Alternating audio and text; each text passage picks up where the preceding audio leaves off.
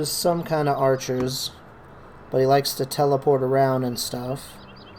So we gotta be careful bringing too many. I think we're gonna bring a fair amount of two-handers because we need to just blow this guy up. So we're gonna do like this. Celebric. He's got an 80. Oh, we wiped the Goblin City in one try, actually. If you're interested, I made a highlight of the fight. All you got to do is go through the main page of the Twitch channel, and you can check it out. It was definitely a cool fight. We had a pretty good roll on our ground. We were both on high ground, so our archers just basically shot back and forth and killed each other. We're gonna put the cleaver on Gizelher. Baldwin, he can get the Bardage. This should be good. We're gonna bring this. Should be fine.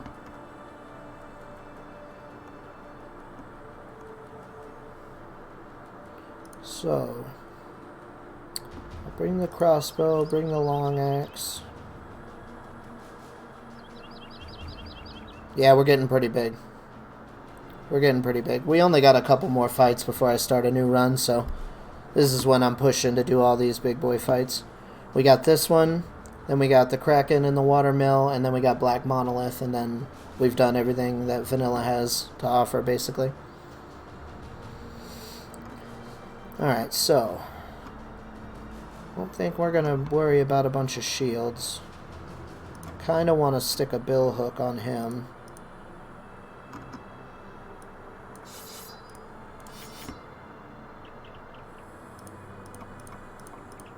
We're just trying to kill him as fast as possible. And then we gotta try to keep him away from what little bit of archers we're gonna actually bring. The Overwhelm's supposed to do good, so we'll leave Ivar in. We'll bring the crossbow. Could bring the throwing javelins, but I think we're okay with what we got. We're gonna give it a shot like this.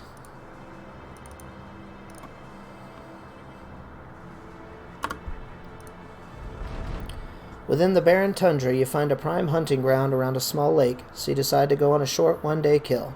Quickly spot a sizable elk cropping the scant tundra grass. Just as you ready a kill shot, the elk's neck seizes, with its snout pointed straight out. The bones crack, and its limbs go bow-legged as they are gripped by instant death, but it does not fall. The withers tremble, and then bulb and shift, as though fists rolled beneath its fur.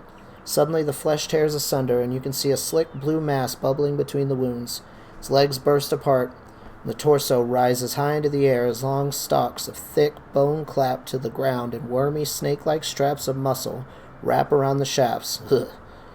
You believe the elk dead, but its maw grows wildly just as its face rips apart from crown to jaw like a blossoming flower. The face of something else entirely emerges, and it pushes forward as though generated by the very gore it was busy reaping. As the new monster finds its strength, seizes up on both hind legs and reaches his hands back to tear away the fur of the elk like a man would a cloak. Blood and bones splatter.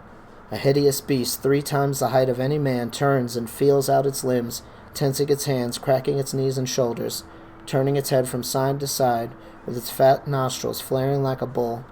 The eye sockets are all bone, and a blue haze pulses within them like crackling storms. The elk's beautiful antlers have been abrogated by its horrible horns. Frosty air curls from its mouth, and you can see the leaves of a nearby tree go cold and brittle. You have the uneasy feeling that this monster is not in fact a monster at all, but a transient spirit which manifests itself as it sees fit, carving itself into the world as an aspect of chaos and little else. Just as you think this, the beast turns its head towards you, and it hooks its long nails into the corners of its fanged mouth and stretches the lips so far out the corners could be its ears. Ah, this is the place to be. This is the place where I'm happy. Why do you look with such fear? Am I not but a simple deer? Its head cocks to the side, with a drool slopping out of its bottom lips, and playful tears fill its eyes. You've heard stories of this creature, a cruel horror the northerners call Ijirok, or the beast of the winter. You know it is not here to speak poetry and play games. You draw your sword, but then a hand claps your shoulder. Here with you always, Captain. Turn to see the company at your side, ready to fight. Well, he sounds just fun. He's a pleasant guy. He's just a simple deer, here to have some fun. So, I'm under the impression he's going to teleport at the lowest melee attack guy. Yeah, he sounds like a friendly guy.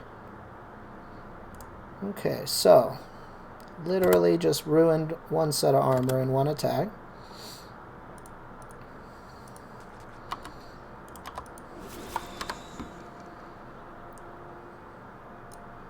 He's probably just going to chase Ivar around, I would assume.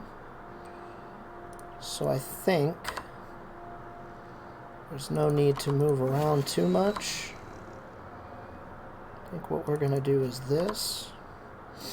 He knocks people around, so there's no sense in boxing up too much. Take some shots. Okay, so we're not going to get any overwhelm with him. That's unfortunate. There goes the head armor. Oh, he's got so many hit points. So, can we just throw a dog out there and see what happens? Let's go ahead and move you in. I don't think we're going to chase too much. We're going to see where he goes next. Oh, he's cute. Okay. So he teleports to Baldwin and actually doesn't do anything. What does this ice business do?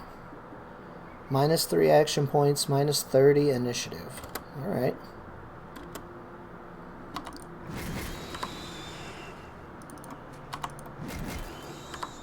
Okay. Now, I think it's worth going crazy. So let's just go ahead and step up. Couple misses. Couple 80 misses. That hurts. Now we're going to shoot at him, even though we might hit our own guy. Kind of wanted just to get some overwhelm on him, but that didn't work out. Okay. See where he goes next. He actually just stood there. I don't know how I feel about him not moving at all. Let's go ahead and just wait it out. We're going to shoot again. Okay, we got him with at least 2 overwhelm that time. So that was worth it. Okay, we're chunking him down. Let's see. He's actually starting to fatigue out, it looks like. Probably because of the hammer. It's twice now we've hit him. Okay. You guys can wait. Hildrick can't really get to him without moving too far. So let's let him get his turn, and then we'll chase him with whoever's left. Another 90. Wildrick, wake up, buddy. Okay, let's see here. So we got him down to half so far. We're not taking too much damage. He actually just teleports. Whoa. Alright, that hurt a little bit. Ivar's starting to look a little worse for wear. Okay.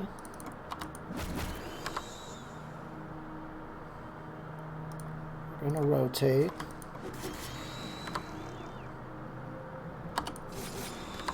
Okay. So we got him with the daze. Not sure if the daze actually does anything to him. I think Ivar might have a rough day by the end of this. Okay, he's in the frost. Okay, we can't do much about that. So if I rotate him, will he teleport to hit him again, I wonder? I feel like it's a guarantee that he's going to hit him if I leave him there.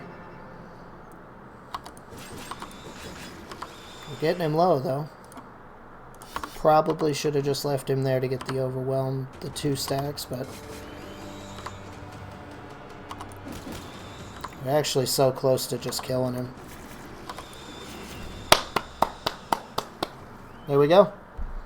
So we killed both of them in one try.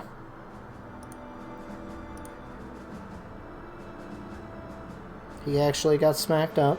Ivar had a bad day. Very cool. Very cool. 2 down.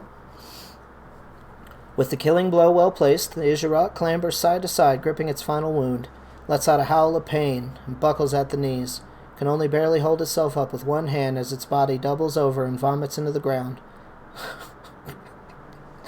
But the whole thing seems like a charade, and the beast at times looks over as though to make sure you're watching. It is a drama, a poorly acted show, put on by that which does not know death in any sense. The eyes lock with yours, and that unsettling grin returns. Then the monstrosity flashes, a blinding strobe of blue, and when the natural light of the world returns, the corpse is frozen solid. Flakes of snow drizzle from the sky. That can't be it. You know it. You walk up to the ice remains and start chopping away. As you hew into the ice, a blue ooze drips from channels and gaps. One final swing smashes the ice apart, and a blob of goo runs every which way. As the men looked on, rather concerned, you grab the shattered armor from the cave and throw it into the Ijirok's blood. The strange tendrils which held its pieces together instantly brighten, and you watch as they begin to twist and taut and pull the plates together. Matted elk fur conjoins with the metal as though they were one being coming to heal old wounds. Blood snakes over the plates like moss twirling beneath a riverbed, curling to and fro before flattening out and painting the armor a slick red. Picking it up, you feel a buzz with your fingertips. I hope you don't suggest I wear that, Captain. Winrick says, shaking his head with a nervous smile. You're not yet sure what the armor is capable of, but no doubt have the mind to keep it in inventory to see. As for the Ijirok, you've no doubt it is still out there somewhere. Its corpse is already decaying rapidly, and the bones which remain are not that of a giant beast, but simply that of a poor elk. And still we prevailed. What did we get for toys?